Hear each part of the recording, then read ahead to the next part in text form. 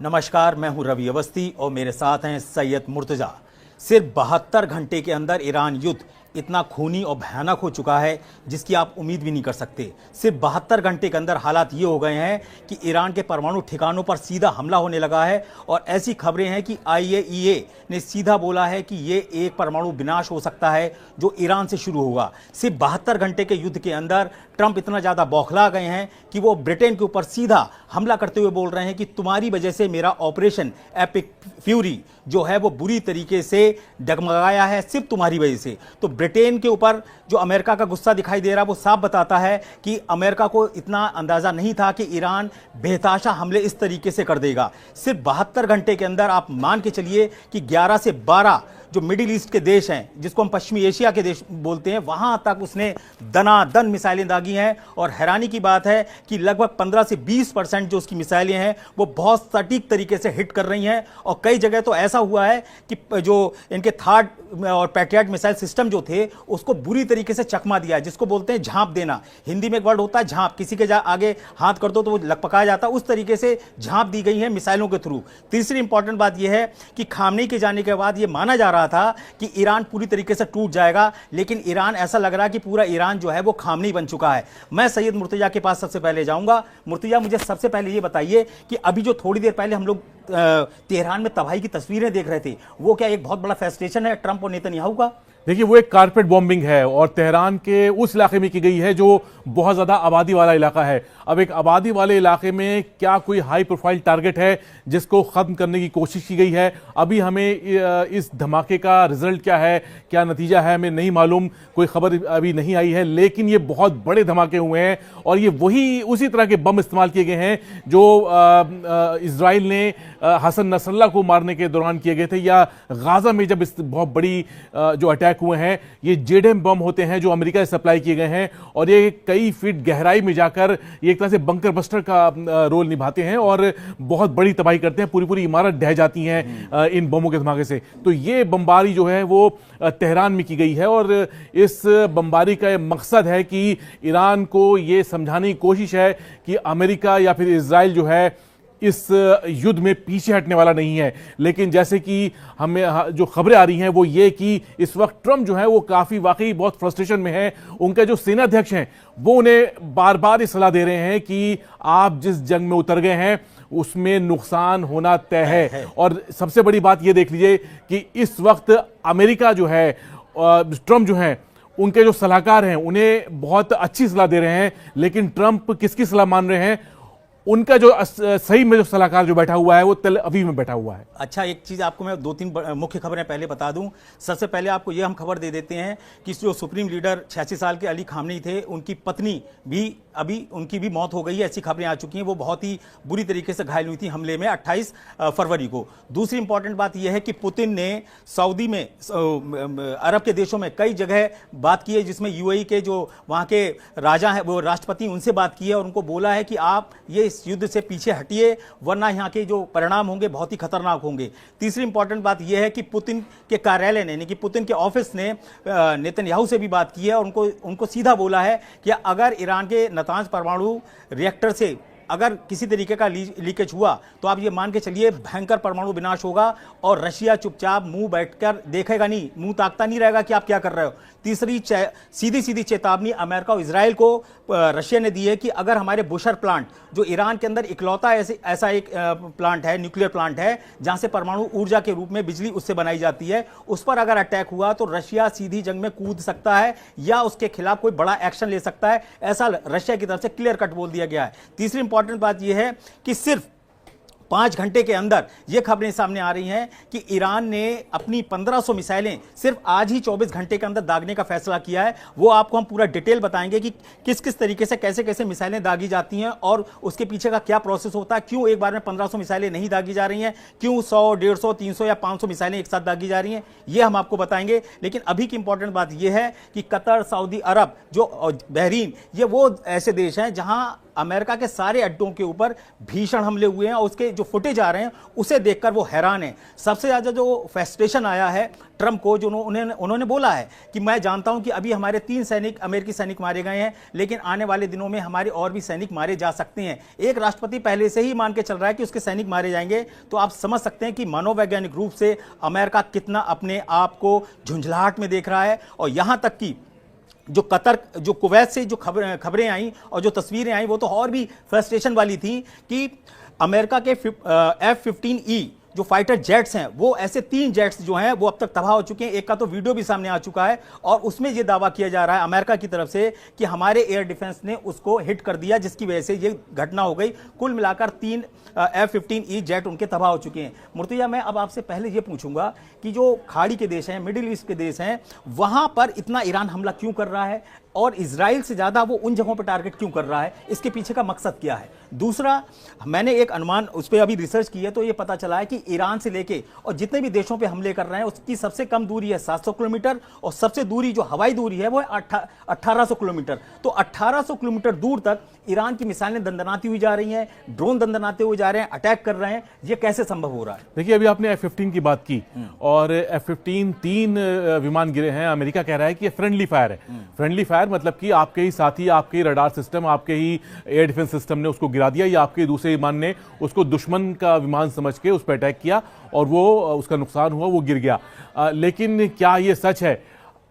एक गलती हो सकती है, 2 गलती हो सकती है, 3 ब्लंडर कौन करेगा? अगर 3 ब्लंडर हो रहे हैं तो इसका मतलब दाल में कुछ काला है।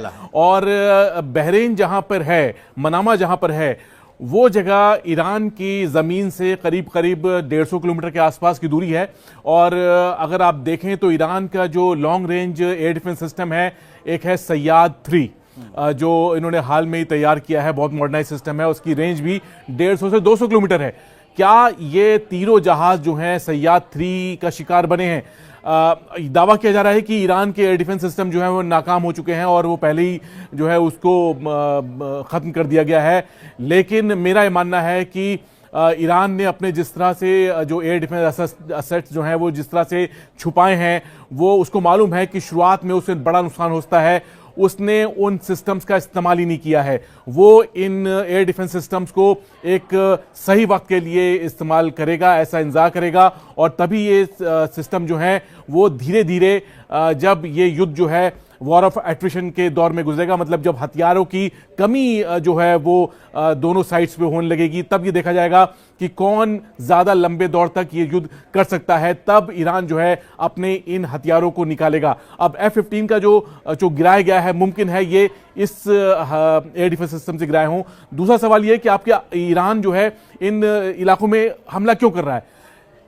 ईरान ने कतर में अल उदैद एयरबेस पे FPS 132 नाम का रडार जो है वो पहले दिन ही उसका उड़ा दिया था। अब ये रडार, आप मैं इसको समझाऊंगा आपको कि ये रडार क्यों बहुत ज्यादा जरूरी था ईरान के लिहाज से कि इसको उड़ा दिया जाए। ये रडार जो है 5000 किलोमीटर की रेंज रखता है। 5000 किलोमीटर इसका मतलब है कि ये आधी दुनिया कवर कर रहा है करीब।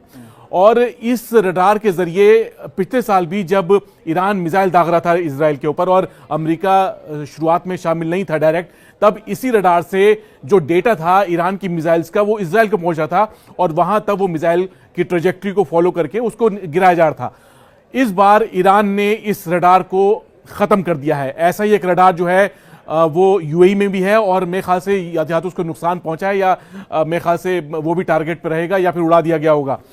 इस तरह के जो असेट्स जो हैं, जो डिफेंस असेट्स जो हैं, उसको ख़त्म करना ईरान की प्राथमिकता है। यही काम वो बहरीन में कर रहा है, यही काम वो कुवैत में कर रहा है और यही काम उसने इराक के एरबिल में किया, जो एक बहुत बड़ा निगरानी अड्डा था इराक के अंदर, जो ईरान के उत्तरी इलाके में देखता था। तो उसने फर्स्ट लेयर ऑफ जो डिफेंस था, मैं कहूँगा इजराइल के लिहाज से, वो ईरान ने करीब करीब खत्म कर दिया है। अब उसका अगला टारगेट जो होगा वो इजराइल होगा और वहां पे वो उस वक्त अपनी उन मिसाइलों को दागेगा जिन्हें रोकना नामुमकिन साबित होगा। एक चीज तो बिल्कुल क्लियर है कि ईरान को भीषण नुकसान हो चुका है। सुप्रीम कमांडर मारे जा चुके हैं, 48 से ज़्यादा, उनको मिला के 48 से ज़्यादा टॉप कमांडर्स और उनके नेता मारे जा चुके हैं। कोई भी नहीं बचा, ऐसा अमेरिका और इजराइल को की तरफ से दावा किया जा रहा था। लेकिन आप मजा देखिए कि एक के पीछे एक सीरीज निकलती चली आ रही है। राष्ट्रपति मसूद पेजेश्किन बोल रहे हैं कि हम युद्ध रोकने को बिल्कुल भी तैयार नहीं, हम फाइनल करेंगे। वहां के जो एनएसए का दर्जा रखते हैं अली लारीजानी, उन्होंने क्या बोला कि हम जंग से ही अब फैसला करेंगे और आखिरी दम तक हम लड़ेंगे।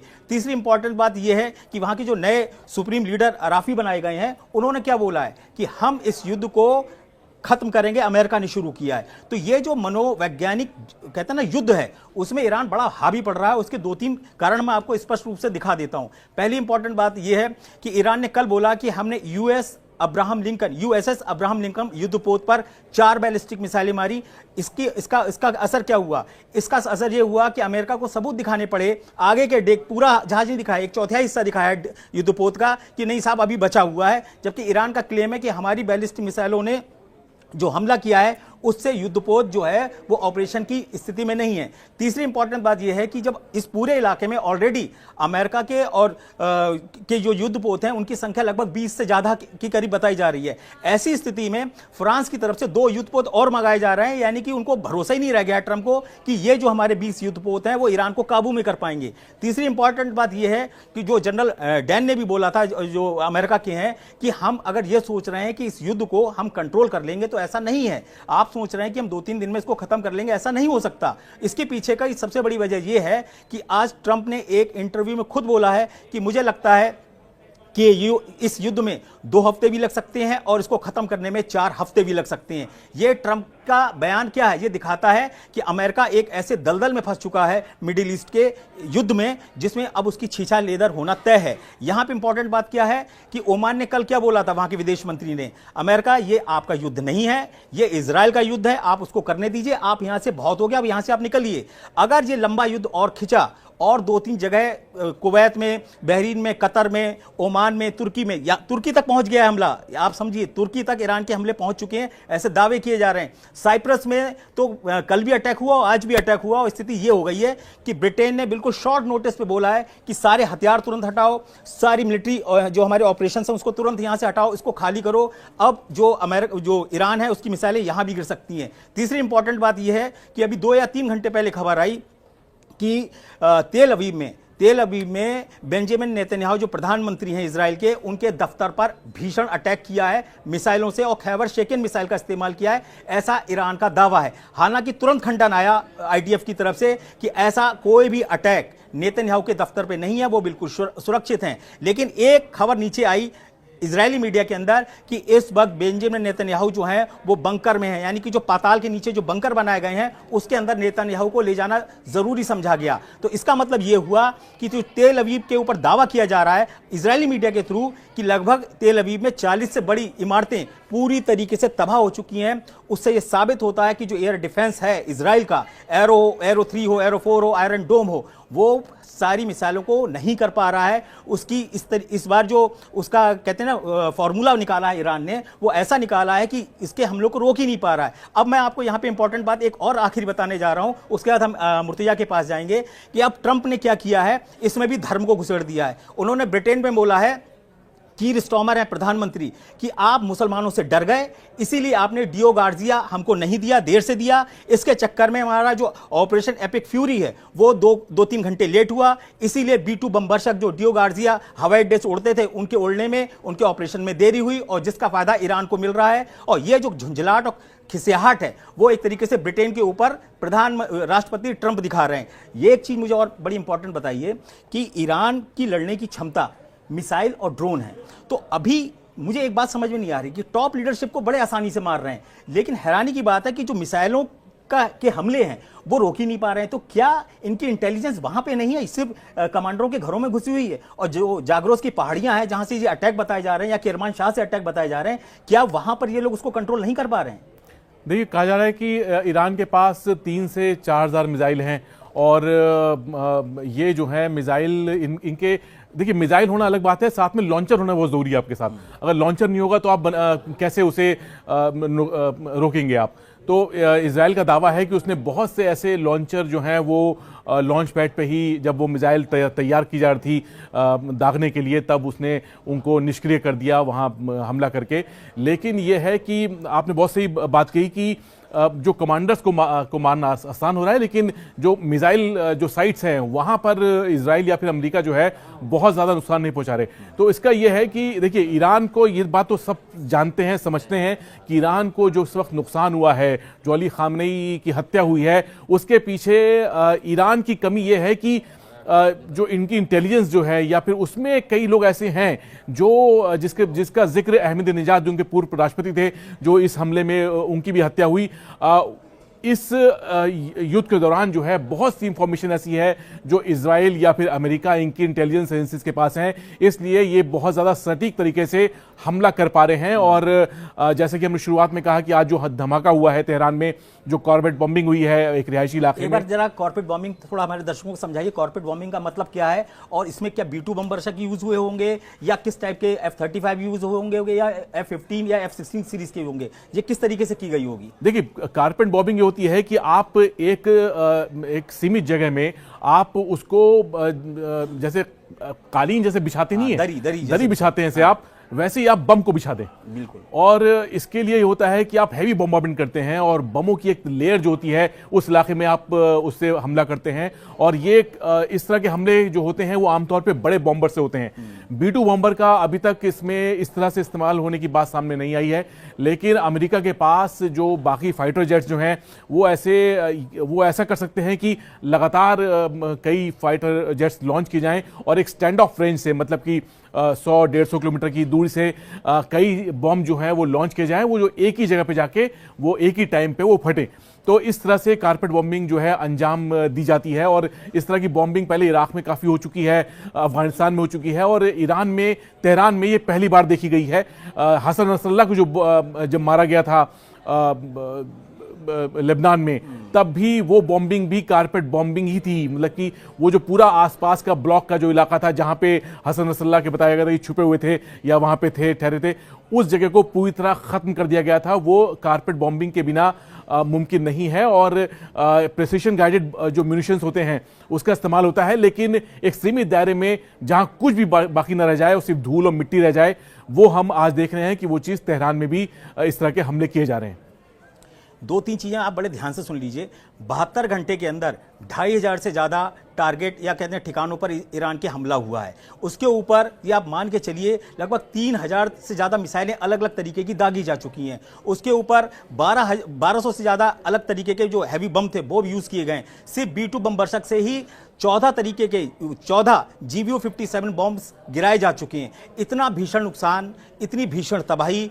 31 प्रांत हैं ईरान के अंदर, उसमें से उसके 133 शहरों के ऊपर बम्बारमेंट और हमले हो रहे हैं। लेकिन अब मजे की बात देखिए, अभी तक ईरान की सड़कों पर जनता निकली ही नहीं है कि खामनेई शासन का अंत करो, जिसके बारे में ये पूरा ऑपरेशन उसी बेस पे बनाया गया था। उसमें ये प्लान ये हुआ था नेतन्याहू और ट्रंप का कि जब हम अटैक करेंगे तो जनता के दिल से भय निकल जाएगा, उनकी बहुत बड़ी जो लीडरशिप है वो खत्म हो जाएगी और जनता सड़कों पे आएगी, और हम रजा पहलवी को वहां का राज का सुप्रीम कमांडर बना के या सुप्रीम लीडर बना के पेश कर देंगे। लेकिन सबका सब प्लान धुआं का धुआं हो गया, कोई जनता निकली नहीं रही है।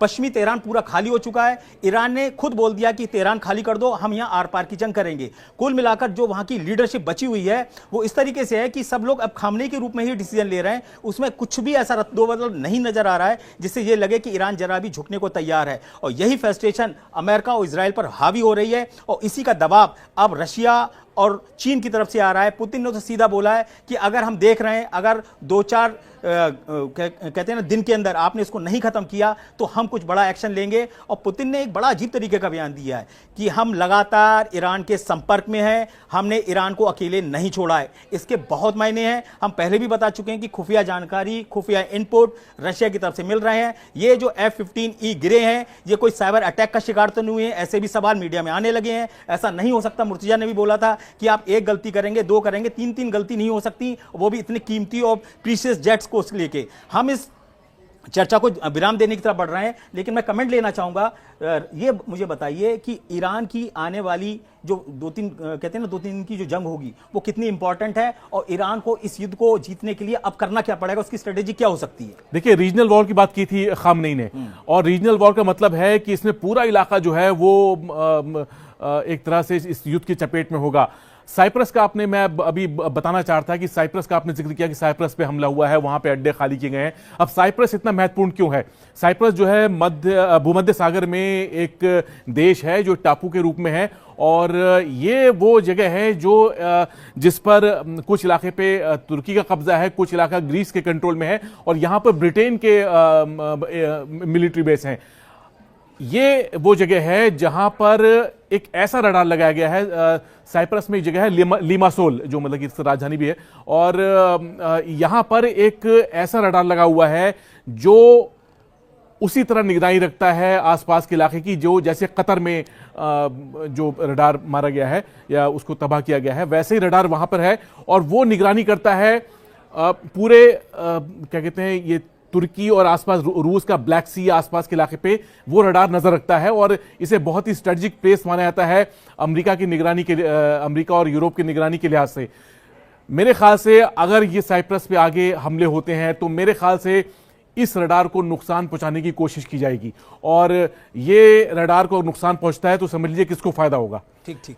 मैं आपको बता दूं, जो ट्रंप और नेतन्याहू समझ रहे थे कि ईरान का युद्ध उनके लिए हलवा है, वो बिल्कुल भी नहीं है भाई साहब। लोहे के चने साबित हो रहा है, ये बिल्कुल 72 घंटे के अंदर सामने आने लगा है, उसका फ्रस्ट्रेशन दिख रहा है, उसमें नुकसान साफ दिखाई दे रहा है। तीसरी इंपॉर्टेंट बात यह है कि पुतिन की एंट्री जो आ गई है वो साफ बताती है कि ईरान ने अपना काम कर दिया है। ईरान की परफॉर्मेंस को देखकर रशिया को जो कॉन्फिडेंस आया है कि ये माहिर लड़ाके हैं, खामने के खिलाफ कोई भी समर्थन, उनके खिलाफ कोई भी कहते हैं ना विरोध प्रदर्शन सड़कों पे नहीं दिख रहा है। इससे रूस का और चीन का कॉन्फिडेंस बढ़ा है। उनको भी लग रहा था कि शायद खामनी के शासन को उखाड़ने के लिए जनता सड़कों पे उतरेगी, लेकिन ऐसा बिल्कुल भी नहीं हुआ। तीसरी इंपॉर्टेंट बात यह है कि जो ट्रंप को भरोसा दिलाया गया था कि एक बहुत बड़ा विद्रोह होगा सड़कों पे, वो कुछ भी नहीं हुआ। कुल मिलाकर यह है कि पूरा ईरान जो है वो एकजुट हो गया है और मरने मारने पे उतारू हो गया है। अगले 24 और 26 घंटे के अंदर मुझे ऐसा लग रहा है कि कुछ खबरें ऐसी आएंगी जो आपको हैरान कर देंगी, क्योंकि ट्रंप ने खुद बोल दिया है कि अभी हमारे कुछ लोग और भी हमारे सैनिक मारे जा सकते हैं या हमको नुकसान उठाना पड़ेगा, क्योंकि रक्षा मंत्री हैं जो अमेरिका के,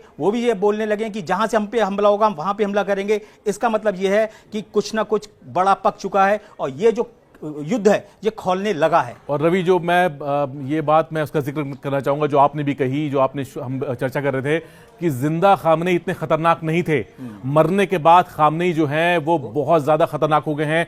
और ये सिर्फ अमेरिका और इजराइल के नहीं बल्कि पूरे पश्चिम एशिया में इस वक्त जिस तरह की लहर उठी हुई है, चाहे वो ईरान की बमबारी से हो, वहां पर जिस तरह के एहतजाज प्रदर्शन हो रहे हैं, उससे पूरा पश्चिम एशिया एक बहुत बड़े ट्रांसफॉर्मेशन के दौर से गुजर सकता है, और ऐसा मुमकिन नजर आ रहा है। आप याद रखिए कि ये जो ईरान के नतांज परमाणु ठिकाने पे हमला किया है यही टर्निंग पॉइंट है। और आप देखिएगा कि अभी तो ये 40 अड्डे तबाह बताए जा रहे हैं, ये संख्या बहुत तेजी से बढ़ेगी, क्योंकि 1500 से ज्यादा ईरानी मिसाइलें अगले 24 घंटे के अंदर हमला कर चुकी होंगी। और हम नए अपडेट के साथ हम मुर्तजा फिर हाजिर होंगे। तब तक के लिए नमस्कार।